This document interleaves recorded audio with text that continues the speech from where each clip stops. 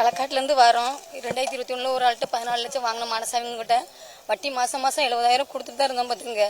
ஆனால் சில மாதத்துக்கு கொடுக்க முடியல, சோம்லன்னு. ரெண்டாவது வந்து 2022 வந்து வீட்டை அடமானமாக எழுதி வாங்கிட்டாங்க.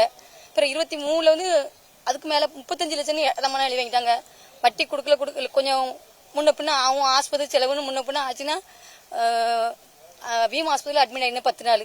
அப்போ வந்து வீட்டை அக்ரிமெண்ட் போட்டு எழுதி தந்துரு, நீ ரூபா தந்தா திருப்பி வாங்கிக்கலாம் அப்படின்னு சொல்லிட்டாங்க. நாங்களும் அக்ரிமெண்ட் போட்டு கொடுத்துட்டோம் பார்த்துங்க. இப்போ 14 லட்சத்துக்கு ஒன்று கொடுத்தா வாங்க மாட்டேன், 1 கோடி ரூபா தரணும் அப்படிங்காங்க. அப்படி ஏதாவது சில வீட்டிலேருந்து ரொம்ப அசிங்கமாலாம் பேசுவாங்க, வீட்டை காலி பண்ணு அப்படி இப்படிலாம் பேசுவாங்க பார்த்துங்க. இப்போ உடம்புக்கு முடியலாமல் அக்கா வீட்டில் தான் ட்ரீட்மெண்ட் பார்த்துட்டு இருக்கேன் பார்த்துங்க. பிள்ளைகள் இன்னும் படிக்கி எங்களுக்கு எப்படியாவது ஏதாவது உதவி.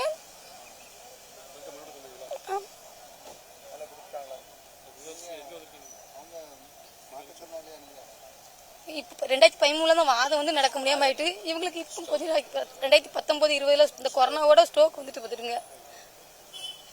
பிள்ளைகள் 2 படிக்கி உங்களுக்கு வேறு வழி. ஆமாம், 1 கோடி ரூபா வேணுங்க. ஏற்கனவே நிறைய வட்டி கொடுத்துட்டோம் பார்த்துங்க. உள்ளூருக்குள்ளேயே நிறைய 50 லட்சம் கிட்ட கடை வாங்கி அங்கே கொடுத்தாச்சு. இப்போ அவங்க வீட்டில் எல்லாரும் கவர்மெண்ட் வேலை பார்க்காங்க. அவங்க மருமகன் ஏதோ டிஎஸ்பி அப்படியே சொல்லுதாங்க பார்த்துங்க. அதை சொல்லி ஒயாமல் பயம் காட்டுவாங்க. வீட்டில் வந்து வீட்டை விட்டு வெளியே போ, கதவை பூட்டிடுவேன், ஊரில் எல்லாத்தையும் நீ கடை வாங்கி வச்சிருக்கேன்னு சொல்லிடுவேன், என்கிட்ட வீட்டை வித்தாச்சுன்னு சொல்லிடுவேன். அப்படிலாம் ரொம்ப பயம் காட்டுதாங்க பார்த்துங்க. அப்படி எனக்கு டென்ஷன் ஆகும்போது எனக்கு ஃபிக்ஸ் ஏதாவது வந்துடுது பார்த்துங்க. எனக்கு ஃபிக்ஸும் வரும். 1 கோடி ரூபா போகும். 2 பிள்ளைகள் இருக்கு.